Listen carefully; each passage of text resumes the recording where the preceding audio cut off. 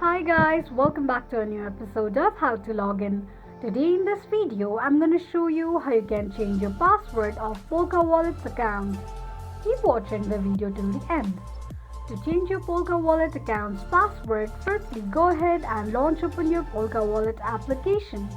The home page of Polkawallet application will appear on the screen.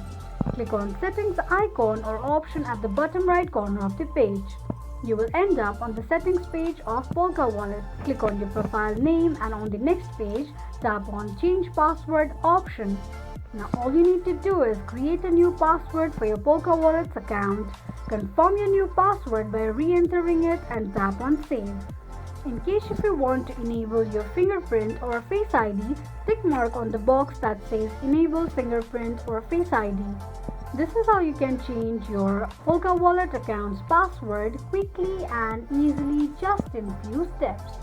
If you have any thoughts or queries, let us know in the comments section. Don't forget to subscribe to our channel. Also press the notification bell icon so that YouTube will notify you whenever we post a new video. I hope this video was helpful to you. Thank you so much for watching.